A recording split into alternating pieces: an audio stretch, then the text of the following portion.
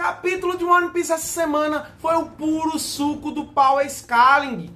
Erimu caminhando como se fosse uma procissão e usando vários personagens de escada. Derrotou o Zoro, derrotou o Sanji. Só tá farmando aura.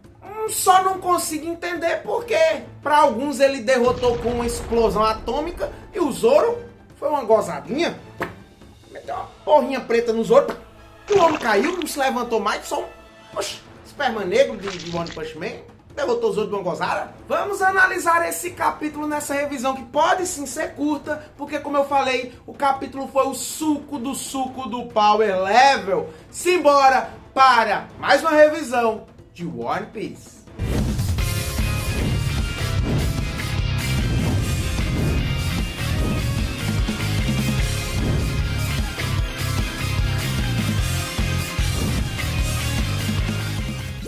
Olá galera, eu sou o Gui Tassiano e galera, capítulo inteiro focado em levantar a moral de Mu, usando personagens de escada.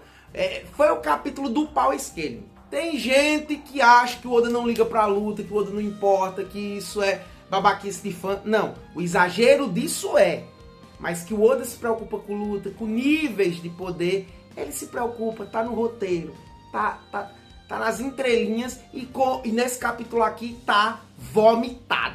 As lutinhas e os níveis de poder dos personagens são sim elementos que se entrelaçam com a construção de drama, com terror, com desafios a ser superados e com elementos performáticos a serem fascinados ao leitor. Mas simbora galera, o começo do capítulo é com o Imu sendo apresentado. Está lá, imponente, o capetão dessa vez dá pra ver bem melhor do que na página final do capítulo anterior. Adorei o design com as caveiras lá, com cicatrizes, né, com pontos marcando como se tivessem sido escalpeladas. Lembrou o Kenjaku aí do Jujutsu Kaisen, adorei. E galera, aqui na nossa live online, onde eu fui mais técnico, eu expliquei direitinho como esse é um ótimo exemplo de uma coisa que o Oda não manda tão bem, que é a quadrinização. Quando você vê alguém que estuda roteiro, estuda narrativa ou estuda quadrinhos, ele vê e ele diz, o autor do One Piece, ele não é tão bom na quadrinização. Nesse vídeo, que foi o react, que foi a leitura ao vivo, com todo mundo que estivesse junto com a gente na live, eu expliquei direitinho o que se trata essa bendita quadrinização, para o povo saber o que estão criticando do Oda e o porquê sim. A quadrinização do Oda é meio que inferior à dos autores do Naruto, dos autores do Bleach. E muitas pessoas apegadas a afeto à obra vieram tentar defender assim, não, mas eu acho bonito, foda-se a técnica, não sei o quê. Cara, não é assim que a banda toca. Eu gosto desse estilo do Oda, mas a questão não é ser bonito ou não, a gente achar bonito ou não. É uma questão de funcionalidade prática para o objetivo do que era uma quadrinização. Quadrinização é como... Vou dar um resumo, se você quiser o detalhe, vai para o vídeo da live que eu explico tudo lá bem direitinho. Quadrinização é como a história é distribuída em quadros, já que a gente está na mídia quadrinho, e como esses quadros obedecem uma harmonia para facilitar, principalmente para leitores novos, verem e caminharem juntos com a história, ajudando-os a se imergir. Na apresentação do vilão final do Bleach, você vê muito objetivamente, um plano, um zoom no rosto, você consegue discorrer na leitura. Naruto, Kaguya aparecendo, você consegue, Kaguya aqui, tá a expressão dos personagens aqui, você consegue caminhar pelos quadros. O Oda geralmente trabalha um quadriculado distribuído de forma muito caótica. É belo, eu entendo que já é a assinatura dele, eu acho bacana, mas em termos de função do que é uma quadrinização, ele manda mal sim, comparado a outros mangakas. Ele só não melhora porque ele não tem mais um editor mão firme, mão de ferro, que tinha antes, quando o One Piece era bem melhor quadrinizado. O outro ponto que eu achei meio estranho é Imu chegando e dizendo: quem é o rei desse país? Como assim, Imu? Imu só vomitou sangue, mas parece que tem Alzheimer também. O próprio Imu participou de uma conversa, contextualizando, discutindo que existe um trono vazio em Elbaf, e ele comandou Dory e Brog a matarem um ancião daí, né, que é o Jaru, e sentarem, se tornarem reis de Elbaf em mando dele. Então ele sabe que isso é um país sem rei. Como assim ele pergunta pelo rei se ele mesmo, em conversas anteriores, indagou que é um país sem rei? Bom, daqui começa o terror. Ele vê o Somers, que está nas mãozinhas da Gerb. Mãozinhas essas que já tem os dedos arrancados. E Mu já com o movimento, sua Naginata já arranca. Aqui, a pegada do capítulo não é só mostrar que Imu é forte, e sim que Imu é brutal, é cruel. Ele usa um poder especial chamado Omen, que é a aura demoníaca. Foi traduzida na versão prévia aqui, entre os fãs, como Algoro. Mas eu gosto mais de aura demoníaca, o Omen. Então esse é o poder secreto que Imu destaca nesse capítulo. Imu tem o poder de controlar homem. Não de controlar os homens, hein? Imu lutando com harém de homem. Não. É essa aura, uma chama negra, que fere e que fortalece. Ele usa no Somers. O Somers, o Algoro, o homem, manda homem pra mim. E se cura, se reagrupa. O Rajnudin também vai atacar ele. Quase é despedaçado, é salvo por um amigo gigante que perde sua perna para Imu. E em meio a fatiados de Kai e pânico, o Zoro compra a briga.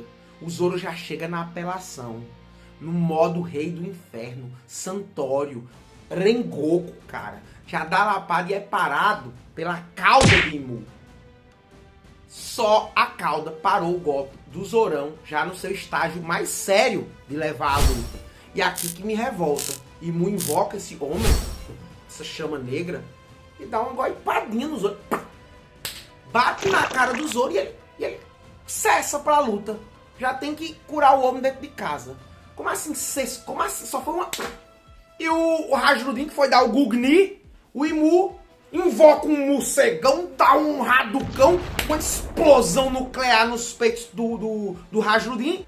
Mas pro Zoro, o Zoro, que tem uma resistência absurda. Os Oda, você desenhou certo isso. O Zoro, Imu derrotou com uma gozada. Com uma gozadinha, só uma cuspidinha preta no Zoro. Uma esperminha preta. Rajnudin, uma bomba atômica. O Zoro caiu por uma gozada. Imu sai com os Somers. E quando ele deixa o campo, as casas deixam de ser demoníacas. Tudo volta ao normal. É que nem Nika, o manifestar da sua dimensão interior. Assim como a borracha deixa tudo em volta maleável, que é o poder de despertar, afetar os arredores com sua identidade, Imu parece que transforma os seus arredores no inferno. Ele voa todo alado e imponente. Todos dizem que algo muito mais forte que os Cavaleiros de Deus apareceu. É muito perigoso. Ele passa e vê a Gunko congelada. Na minha primeira leitura eu achei que ele ia reestruturar, ia dar poder a ela como fez com os outros. Mas não, ele dispara um morceguinho e outra explosão atômica. Praticamente ele descartou a Gunko. Me traiu, correu pro esqueletão, né? Explodiu ela, enquanto continua voo para alguma direção. O Gaban já sente um haki mais poderoso do que ele sentiu em God Valley. O Loki e o Luffy começam a comer para repor as energias. Eles percebem que algo muito poderoso chegou na ilha. E dessa vez, no grande caminhar do mal, um grande caminhar de power level do Imu para farmar aura, para mostrar que ele é o bonzão, que ele derruba os outros. Ou seja, o tal do power scaling, nível de poder, está muito atrelado na construção narrativa quando o Oda quer usar. Por isso que é bom você manjar de tudo, entender o porquê é importante, poderzinho e lutinha para alguns aspectos da narrativa. Não tudo, para alguns aspectos da narrativa, que é importante quadrinização para entender melhor a distribuição da história no teor visual. Como é importante entendermos de narrativa para entender como desenvolve os personagens, ou os picos das cenas que ele está trabalhando na trama. Tudo isso é muito importante. Tudo isso é muito importante. Porque tudo isso se conecta ao senso de vivência e de experiência, que é ler o mangá. Nesse momento, tome fogo no Killinga, que está despedaçado. Ele é reestruturado na frente do Sanji. E como eu previ aqui no canal, que ele viria e ia deixar todo mundo muito mais forte. O Somers não só se regenerou, não. Tá muito mais forte. Tá com a auréola de fogo nele aí. Tá sendo bufado. Pra oferecer desafio, esses bichos aí tem que ser bufado.